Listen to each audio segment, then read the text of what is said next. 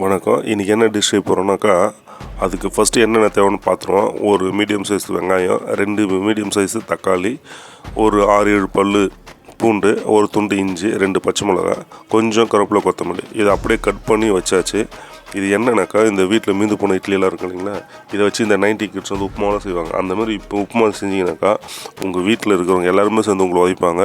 அதனால் அதை கொஞ்சம் டிஃப்ரெண்ட்டாக செய்யுங்க. இந்த டேஸ்ட்டில் செஞ்சிங்கனாக்கா நல்லாயிருக்கும்.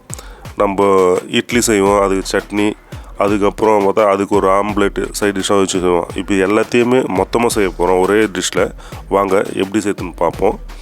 நான் வீட்டில் ரெடி பண்ண செக்காட்டின எண்ணெய் தான் யூஸ் பண்ணுறேன், கடலெண்ணெய். அது எனக்கு அந்த வாசனை டேஸ்ட்டு நல்லா இருக்குது, அதனால் வந்து நான் அதை யூஸ் பண்ணிக்கிறேன். இதில் வந்து சும்மா கடுகு, கொஞ்சம் உளுத்தப்பருப்பு, சீரகம் போட்டு அப்படியே தாளிங்க. ஏன்னா அதே டிஷ்ஷு பழைய டிஷ்ஷும் கொஞ்சம் ஆல்ட்ரு பண்ணி தரானு பார்க்காதீங்க. நம்ம 3ஆக செஞ்சு இட்லி, சட்னி, ஆம்லெட்டுன்னு செய்கிறத விட மொத்தமாக ஒரே இதில் செஞ்சு ஒரே இதில் சாப்பிட்லாம். ஏன்னா நம்ம கொஞ்சம் பேசிக்கலி சோம்பேறி. ஸோ வாங்க, இப்போ இது நல்லா பொரிஞ்சு வருது. இதில் ஃபஸ்ட்டு வந்து பூண்டும் இஞ்சும் போட்டு நல்லா வதக்குங்க.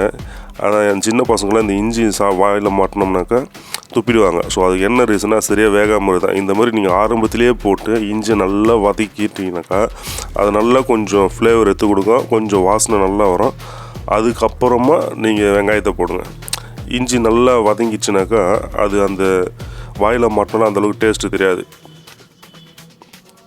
இப்போது வெங்காயம் போட்டாச்சு, வெங்காயத்தை போட்டு வதக்கணும்.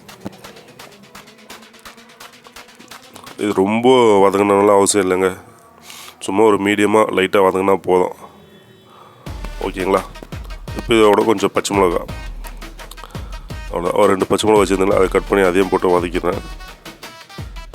கொஞ்சம் மீடியம் ஃப்ளேம்லேயே வச்சுட்டு வதக்குங்க. ரொம்ப வதக்கணும்லாம் அவசியம் கிடையாது. ரொம்ப இந்த கோல்டன் ப்ரௌனெல்லாம் வரேன்னு சொல்லுவாங்க, அந்த மாதிரிலாம் ஒன்றும் தேவையில்லை.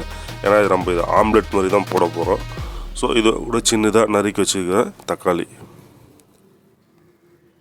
அதையும் போட்டு வதக்குங்க. பரவாயில்ல, நல்லா கலர்ஃபுல்லாக இருக்குது. உங்களுக்கு வந்து இந்த பச்சை மிளகா பதில் வந்து நீங்கள் அது என்ன குடை மிளகா, அதை கூட நீங்கள் யூஸ் பண்ணிங்க. அடுத்தது நான் ஒரு 3 இட்லி சின்ன சின்னதாக இந்த மாதிரி கட் பண்ணி வச்சுருக்கேன். ஓகேங்களா? இப்போது சட்னி தேவையான ரெடி பண்ணிட்டோம். இட்லி வந்து ஏற்கனவே இருக்குது. ஸோ இட்லி வந்து அதில் போட்டு கிளறிடும். ஓகேங்களா? நெக்ஸ்ட்டு நம்ம சைட் டிஷ் ஏதாவது ஒரு ஆம்லெட் சாப்பிடணும் இல்லையா? ஸோ அதோட ப்ராசஸ் என்னென்னு பார்ப்போம். ஒன்றும் பெரிய ப்ராசஸ்லாம் கிடையாது. இதை நல்லா கொஞ்சம் லைட்டாக அப்படியே வதக்கி வச்சுடுங்க. நான் சொன்ன மாதிரி ரொம்ப டீப்பாக வதக்கணும்னு அவசியம் கிடையாது.